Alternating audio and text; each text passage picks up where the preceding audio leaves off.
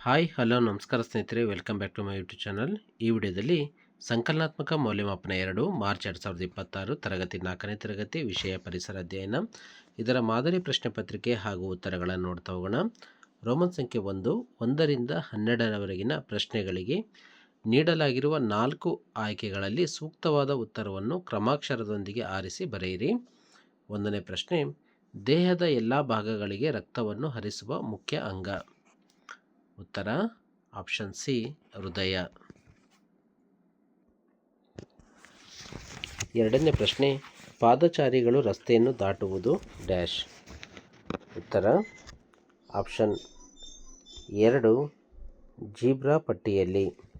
3ನೇ ಪ್ರಶ್ನೆ, ಇದು ಅತಿ ವೇಗವಾಗಿ ಮಾಹಿತಿ ಸಂಗ್ರಹಿಸುವ ಮತ್ತು ಕಳಿಸುವ ಸಾಧನವಾಗಿದೆ. ಉತ್ತರ ಆಪ್ಷನ್ ಎ, ಕಂಪ್ಯೂಟರ್. ನೆಕ್ಸ್ಟ್ 4ನೇದು, ಇದು ಉತ್ತಮ ಕುಟುಂಬದ ಲಕ್ಷಣವಲ್ಲ. ಉತ್ತರ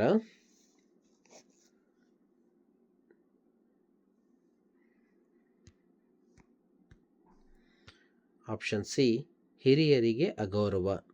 5ನೇದು, ಕುಂಬಾರನ ಮಡಿಕೆ ಮಾಡಲು ಬಳಸುವ ಸಾಧನ. ಉತ್ತರ ಆಪ್ಷನ್ ಎ, ಚಕ್ರ. 6ನೇದು, ಇದು ಶಾಲೆಗಳಲ್ಲಿ ಆಚರಿಸುವ ಪ್ರಮುಖ ರಾಷ್ಟ್ರೀಯ ಹಬ್ಬವಾಗಿದೆ. ಉತ್ತರ ಆಪ್ಷನ್ ಬಿ, ಸ್ವಾತಂತ್ರ್ಯ ದಿನಾಚರಣೆ. 7ನೇದು, ಖೋಖೋ ಮೈದಾನವು ಈ ಆಕಾರವನ್ನು ಹೊಂದಿದೆ. ಉತ್ತರ ಆಪ್ಷನ್ ಎ, ಆಯತ. 8ನೇ ಪ್ರಶ್ನೆ, ಬೇಸಿಗೆ ಕಾಲದಲ್ಲಿ ಜನರು ಈ ಬಟ್ಟೆಯನ್ನು ಧರಿಸಲು ಹೆಚ್ಚು ಇಷ್ಟಪಡುತ್ತಾರೆ. ಉತ್ತರ ಆಪ್ಷನ್ ಬಿ, ಹತ್ತಿ ಬಟ್ಟೆ. 9ನೇದು, ಈ ಪ್ರದೇಶವು ಸಮುದ್ರ ಮಟ್ಟದಿಂದ ಸ್ವಲ್ಪ ಎತ್ತರವಾಗಿದ್ದು ವಿಶಾಲವಾದ ಸಮತಟ್ಟಾದ ಪ್ರದೇಶವಾಗಿದೆ. ಉತ್ತರ ಆಪ್ಷನ್ ಎ, ಪ್ರಸ್ಥಭೂಮಿ. 10ನೇದು, ಇದು ಕರಾವಳಿ ಪ್ರದೇಶದ ಜನರ ಮುಖ್ಯ ಕಸುಬಾಗಿದೆ. ಉತ್ತರ ಆಪ್ಷನ್ ಬಿ, ಮೀನುಗಾರಿಕೆ. 11ನೇ ಪ್ರಶ್ನೆ, ಕರ್ನಾಟಕದಲ್ಲಿರುವ ಒಟ್ಟು ಜಿಲ್ಲೆಗಳ ಸಂಖ್ಯೆ. ಉತ್ತರ ಆಪ್ಷನ್ ಸಿ, 31. 12ನೇ ಪ್ರಶ್ನೆ, ಮಾನವನು ಹಿಂದೆ ಸೆಕೆಯಿಂದ ಮುಕ್ತಿ ಪಡೆಯಲು ಈ ಸಾಧನವನ್ನು ಬಳಸುತ್ತಿದ್ದನು. ಉತ್ತರ ಆಪ್ಷನ್ ಬಿ, ಬೀಸಣಿಗೆ. ನೆಕ್ಸ್ಟ್ ಹೊಂದಿಸಿ ಬರೆಯಿರಿ.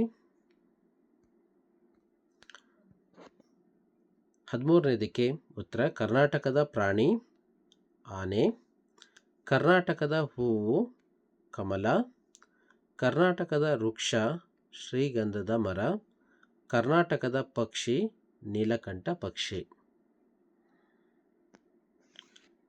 ಮೇನ್ ಕ್ವೆಶ್ಚನ್ ನಂಬರ್ 3, ಈ ಕೆಳಗಿನ ಪ್ರಶ್ನೆಗಳಿಗೆ ಒಂದು ವಾಕ್ಯದಲ್ಲಿ ಉತ್ತರಿಸಿ. 17ನೇ ಪ್ರಶ್ನೆ, ದೇಹದಿಂದ ಕಾರ್ಬನ್ ಡೈಆಕ್ಸೈಡ್ ಅನ್ನು ಹೊರಹಾಕುವ ಅಂಗ ಯಾವುದು. ಉತ್ತರ ಶ್ವಾಸಕೋಶ. 18ನೇ ಪ್ರಶ್ನೆ, ಸಾರಿಗೆಗೆ ಬಳಸಲಾದ ಮೊಟ್ಟಮೊದಲ ಪ್ರಾಣಿ ಯಾವುದು. ಉತ್ತರ ನಾಯಿ.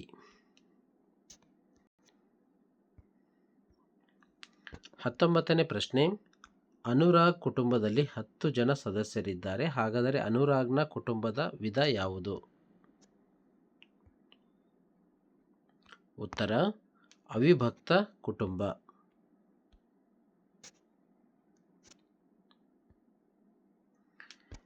20ನೇ ಪ್ರಶ್ನೆ, ಸಾರಿಗೆ ಸಂಸ್ಥೆಯವರು ರಸ್ತೆ ಸುರಕ್ಷತಾ ಸಪ್ತಾಹವನ್ನು ಪ್ರತಿ ವರ್ಷ ಯಾವ ತಿಂಗಳಿನಲ್ಲಿ ಆಚರಿಸುತ್ತಾರೆ. ಉತ್ತರ ಜನವರಿ ತಿಂಗಳು. ಮೇನ್ ಕ್ವೆಶ್ಚನ್ ನಂಬರ್ 4, ಈ ಕೆಳಗಿನ ಪ್ರಶ್ನೆಗಳಿಗೆ 2-3 ವಾಕ್ಯಗಳಲ್ಲಿ ಉತ್ತರಿಸಿ. 2 ಅಂಕದ ಪ್ರಶ್ನೆಗಳಿವು. 21ನೇ ಪ್ರಶ್ನೆ, ಸಂಕೇತ ದೀಪಗಳಿಂದಾಗುವ ಅನುಕೂಲಗಳನ್ನು ಬರೆಯಿರಿ.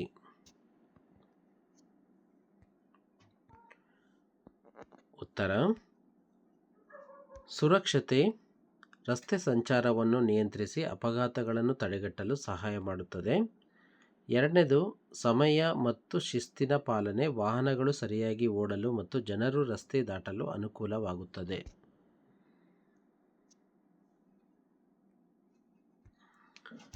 22ನೇ ಪ್ರಶ್ನೆ, ನಿನ್ನ ಶಾಲೆಯಲ್ಲಿ ಪ್ರತಿಭಾ ಕಾರಂಜಿ ನಡೆದರೆ ನೀನು ಯಾವ ಸ್ಪರ್ಧೆಯಲ್ಲಿ ಭಾಗವಹಿಸುವೆ ಏಕೆ?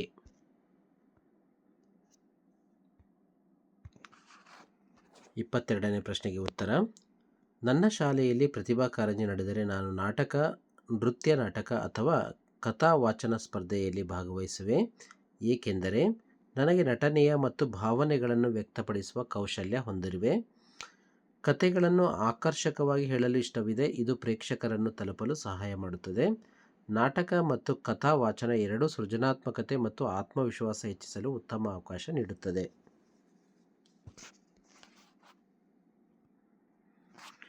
23ನೇ ಪ್ರಶ್ನೆ. ಕುಟುಂಬದ ಸದಸ್ಯರು ಬೇರೆ ಕಡೆ ಹೋಗಿ ನೆಲೆಸಲು ಇರುವ ಕಾರಣಗಳನ್ನು ಪಟ್ಟಿ ಮಾಡು. ಉತ್ತರ. ಉನ್ನತ ವ್ಯಾಸಂಗಕ್ಕಾಗಿ ವಿದ್ಯಾರ್ಥಿಗಳು ತಮ್ಮ ಊರಿನಿಂದ ದೂರದ ಕಡೆಗೆ ಹೋಗುತ್ತಾರೆ. ಕೆಲಸದ ನಿಮಿತ್ತ ಕುಟುಂಬ ಸಮೇತರಾಗಿ ನಗರಗಳಲ್ಲಿ ನೆಲೆಸುವುದು. ವೈಯಕ್ತಿಕ ಅಥವಾ ಕುಟುಂಬದ ಸಮಸ್ಯೆಗಳ ಕಾರಣದಿಂದ ಬೇರೆಡೆ ನೆಲೆಸುತ್ತಾರೆ.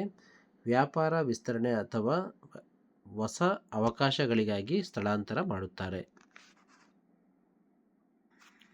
24ನೇ ಪ್ರಶ್ನೆ. ನೀನು ದೊಡ್ಡವನಾದ ಮೇಲೆ ಏನಾಗಬೇಕೆಂದು ಬಯಸುವೆ ಏಕೆ? ಉತ್ತರ. ನಾನು ದೊಡ್ಡವನಾದ ಮೇಲೆ ಶಿಕ್ಷಕ ಅಥವಾ ಬರಹಗಾರ ಅಥವಾ ವಿಜ್ಞಾನಿ ಆಗಬೇಕೆಂದು ಬಯಸುತ್ತೇನೆ. ಏಕೆಂದರೆ ನನಗೆ ಜ್ಞಾನ ಹೆಚ್ಚಿಸಿಕೊಳ್ಳುವುದು ಮತ್ತು ಮಕ್ಕಳಿಗೆ ಕಲಿಸುವುದು ತುಂಬ ಇಷ್ಟ.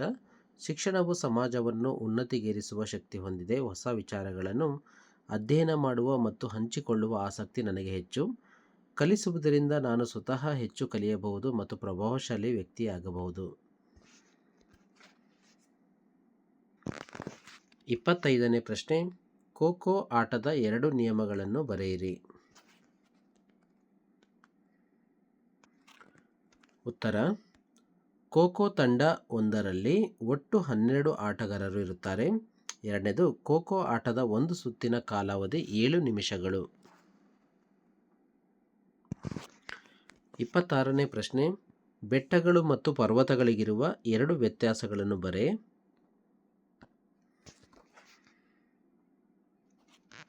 ಉತ್ತರ. ಪರ್ವತಗಳು ಬೆಟ್ಟಗಳಿಗಿಂತ ಎತ್ತರ ಮತ್ತು ಅಗಲದಲ್ಲಿ ದೊಡ್ಡವಾಗಿರುತ್ತವೆ. ಬೆಟ್ಟಗಳು ಸಾಮಾನ್ಯವಾಗಿ ಕಡಿಮೆ ಎತ್ತರದ ಮತ್ತು ಮೃದು ಶಿಖರಗಳನ್ನು ಹೊಂದಿರುತ್ತವೆ. ಪರ್ವತಗಳು ಕಡಿದಾದ ಕಲ್ಲಿನ ಗಟ್ಟಿಯಾದ ಶಿಖರಗಳನ್ನು ಹೊಂದಿರುತ್ತವೆ. ಬೆಟ್ಟಗಳು ಸಾಮಾನ್ಯವಾಗಿ ಮೃದುವಾದ ಸೌಮ್ಯ ಆಕೃತಿಯನ್ನು ಹೊಂದಿರುತ್ತದೆ. Main question number 5. ಈ ಕೆಳಗಿನ ಪ್ರಶ್ನೆಗಳಿಗೆ 5 ರಿಂದ 6 ವಾಕ್ಯಗಳಲ್ಲಿ ಉತ್ತರಿಸಿ. ಇದು 4 ಅಂಕದ ಪ್ರಶ್ನೆಗಳಿವು.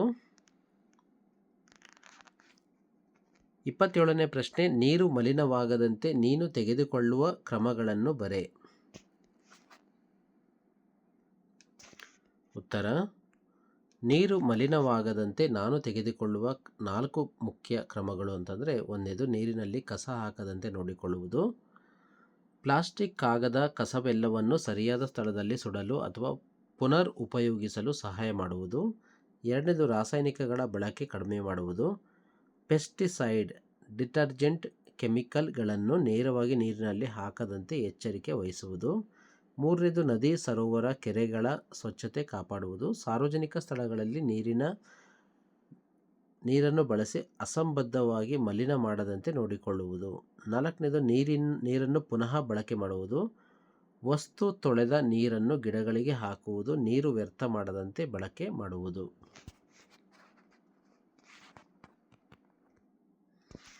28ನೇ ಪ್ರಶ್ನೆ.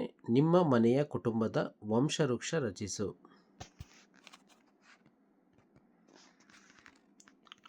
ನೀವು ವೈಯಕ್ತಿಕವಾಗಿರ್ತಕ್ಕಂಥ ತಮ್ಮ ಅಜ್ಜ, ಅಜ್ಜಿ ಅಥವಾ ತಂದೆ, ತಾಯಿ, ಮಕ್ಕಳು ಇವೆಲ್ಲವನ್ನು ಕುಟುಂಬದ ವಂಶವೃಕ್ಷದ ರೀತಿಯಲ್ಲಿ ಬರಿತಾ ಹೋಗಿ. ಧನ್ಯವಾದಗಳು.